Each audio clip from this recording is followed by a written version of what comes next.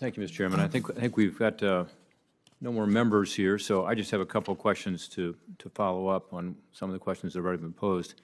One, with regard to the regulatory aspect of your jobs. Again, this is critically important. Ms. Coloretti, I want to ask you about this.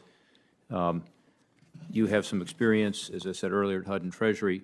How involved were you in agencies' rulemaking processes in those previous roles? Senator, thanks for that question. My role as Deputy Director, Deputy Secretary at Housing and Urban Development was to really shake loose when regulations had conflicts amongst different branches, different parts of HUD. And so I have experience breaking through those log jams on the pathway to regulation. And I know that I have a deep appreciation, as I know you do, for OIRA's role in coordinating the regulatory process, supporting strong evidence-based analyses, and under longstanding requirements of Executive Order 12866. So have an appreciation for that and have done that work both at HUD and at Treasury. You mentioned 12866 and the role that OMB plays through OIRA with regard to rulemaking. I would say it's more than just coordinating, it's really overseeing and often in conflict with the agencies. So it's an incredibly important role and sometimes a difficult role. The administration has proposed modernizing the rulemaking process, as I understand it, including making changes to, since you mentioned 12866, cost-benefit analyses. How do you anticipate the administration will change cost-benefit analyses? Senator, thanks for that question. I am very interested in the effort to modernize regulatory review and have reviewed the executive order and am eager to see what comes of that. And if confirmed, look forward to working with you and your staff and with the staff of the good staff at OMB to meet those requirements, meet those needs. Yeah, I have two concerns. One is I want to be sure OMB continues to focus on reducing the cost of regulations. I think that's part of your role because it's inefficient for the economy and for our opportunities, not just from the federal government, but in our economy generally to grow. Do you regard it as OMB's responsibility to find ways to reduce regulatory costs, yes or no? Senator, I agree with that sentiment. Okay. And then second is my concern that the executive order on modernizing says that we should account for, quote, regulatory benefits that are difficult or impossible to quantify, end quote. What does that mean? Senator, I'm not familiar with that particular part of the executive order.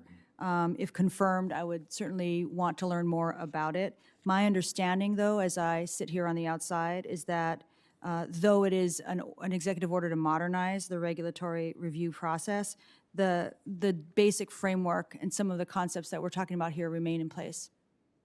Senator Portman, could you answer that, since you were acting during this period, and I am concerned that we don't allow benefits to sort of be developed out of left field and make it more difficult for us to keep regulatory costs under control. Yeah, I mean, Senator, the reason you saw a recommitment to 12866 is we knew that would be a concern once you start talking about modernizing and once we have statements like that.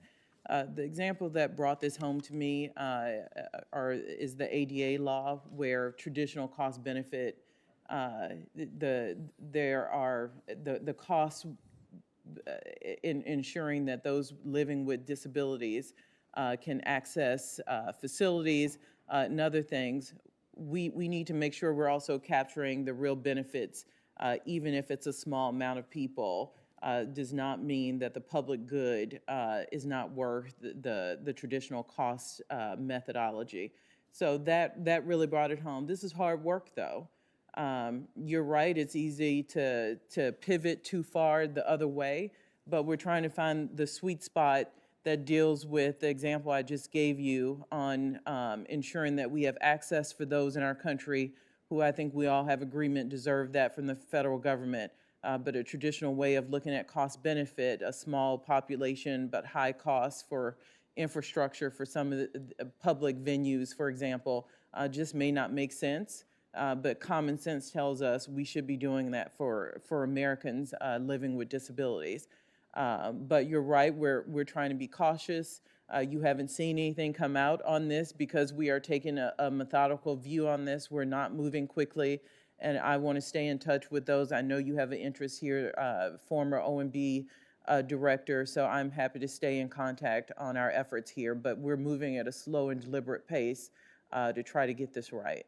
Okay. Well, we'll have a strong interest in overseeing that here in this committee, and in particular, I'll be following the benefit analysis closely, and we appreciate your staying in touch with us. On the Nonprofit Security Grant Program, thank you, particularly in wake of what just happened at the Beth Israel congregation, the synagogue in Texas, with the terrorist act of a kidnapping. It's very important to us to make sure that continues and that more nonprofits, including synagogues and other places of worship, understand that that's accessible to them for training and for security hardening. With regard to another piece of legislation I've introduced along with 14 of my colleagues, the End Government Shutdowns Act. This is to avoid the issue where we have federal shutdowns which cause damage always, and by the way, it ends up costing the taxpayer more every time.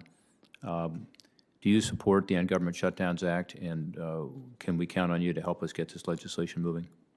Senator, I don't know the particulars of the law, but you can count me in on any effort, and it has to be a bipartisan effort to get out of this cycle of potential shutdowns, threat of a shutdown, and for that matter, any threat of debt ceiling breaches.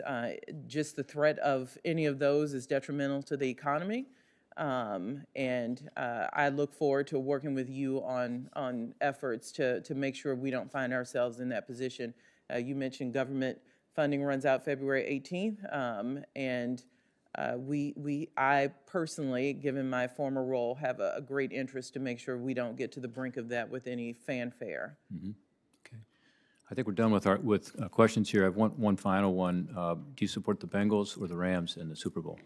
I'm a Saints fan, sir. That was a very good answer.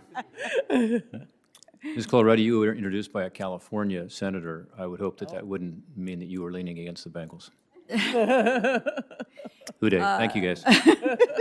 I won't put you on the spot on that one. Great. Well, thank you to